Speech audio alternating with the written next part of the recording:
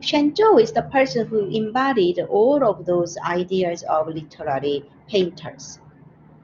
So which one is Shenzhou's painting? Landscape in the manner of Nizan. Again, if you can read his name, this one is his name. And then he wrote something about the painting, and this is Shenzhou's painting, Landscape in the manner of Nizan. What does manner of Nizan? What does that mean? So in a way, he acknowledged his tribute to Nizan. And which painting by Nizan? Nizan's Longxi Studio. We studied this in Ming Dynasty. Remember, there was a question about Nizan's Longxi Studio. So here, do you see resemblance between the two paintings? I want you to take a moment. Yes, you can see in the foreground that rocky little hill, right? And then the trees, about 4 trees or 4 or 5, 1, 2, 3, 4, 5, and there are 1, 2, 3, 4, 5, different tree types, not the same. And then right next to the tree, you have like a river bank, or in the middle of the lake bank, you have a house. That was Rongxi Studio. And in Shenzhou's painting, the studio is not on the land. Actually, they built a pavilion above the lake, right? So this man is reclining comfortably in front of his desk. The same idea. And then in the middle part, the middle ground is wide, empty. What do you have here? Just the open lake and water. So you imagine large distance is ahead of, and you have a mountain in far distance, right? Even far distance, it's not so clear when you have a little bit of a far distance mountains. So he acknowledged here that I want to imitate the spirit of Nizan, the great painter that I admire so much. That's what he wrote. So both Nizan and Shenzhou used, it's called not dry brush stroke. It's called a dry brush stroke. They got rid of like a heavy liquid of black ink, and as if this is painted with a pencil, the colors are light in gray, like he's squeezing every single drop of ink left in the brush, like it's really fainted, and there is no smudges. Like you can do a little bit of water-soaked ink smudges like this, but Nizan and Shenzhou in the foreground, they intentionally eliminated those. And you can see the imitation of the rocks and riverbank. You can see that Shenzhou imitated Nizan's strokes. So in Chinese painting, copying or imitating earlier painters' work is a form of respect, or it's a manner of paying tribute. So it is very important. So I want you to remember this. So Shenzhou, in this painting, he wanted to remember or commemorate the Nizan's spirit. What kind of spirit is he referring to? His lofty ideas as a Confucian scholar. So that what did he do? He refused to serve Chinese, the Qing emperor. He wanted to really restore the spirit of Chinese scholar, that you don't compromise, right? You are loyal to your old emperors. So that's what they are referring to.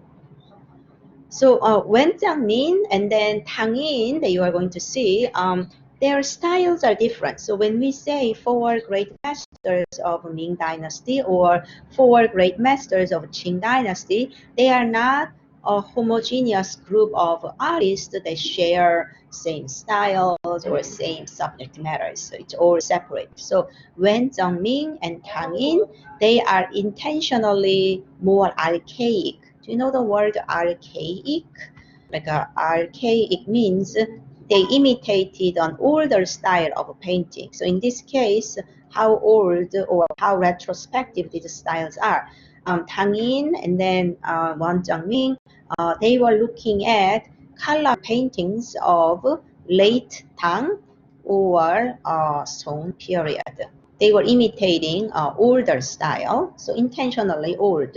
Both Wen Zhongming and Tang Yin were not as how to call it, as fortunate as Shenzhou. They failed local government exams many times. So eventually they got something, but it was never high enough.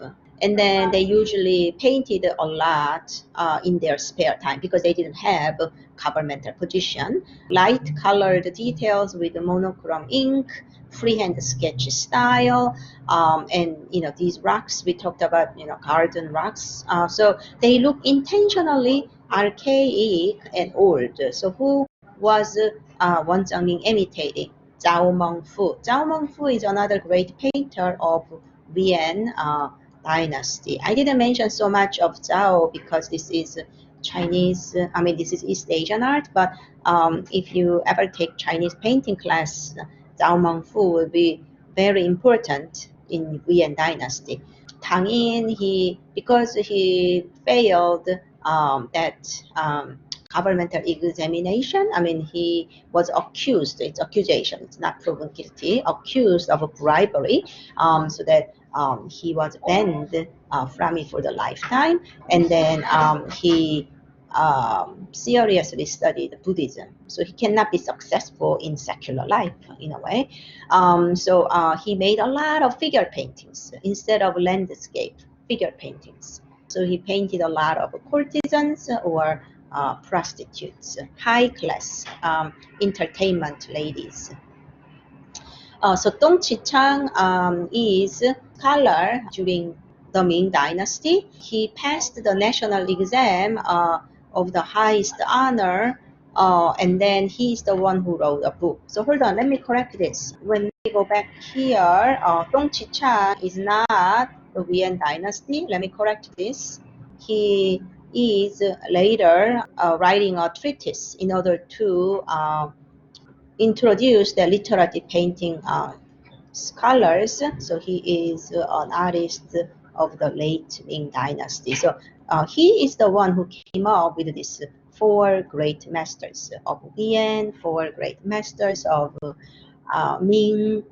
So Dong Chichang is not as a great painter like a four great master. He didn't put himself among the four great masters, but he served high governmental positions. He was also child genius. And then he was emulating Nizan or Shenzhou style brush stroke, that dry brush stroke or Shenzhou. And then he emphasized the historical legacy of artists from previous period. So this is his painting called Chingvien Mountains. It exists near Shanghai.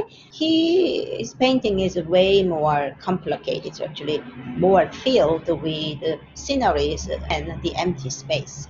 So Dong Chichang is an important Chinese art historian. He wrote a book called Huazi, that means Principles of Painting. He is the one who summarized northern and southern schools of painting, and he came up with this development of literary painting, which originated from the southern school. So this is his theory.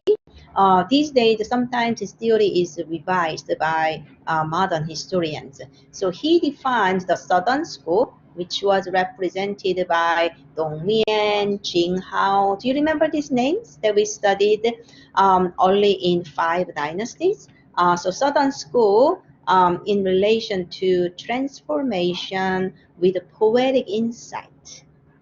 That's what he said. But northern school, which made a lot of larger scale landscape as decorative and superficial. But it's his theory. We don't have to agree with him. And also modern scholars not necessarily accept all of his theories, but his theory was influential. You can imagine. He's the one great scholar who wrote a book about it and published it.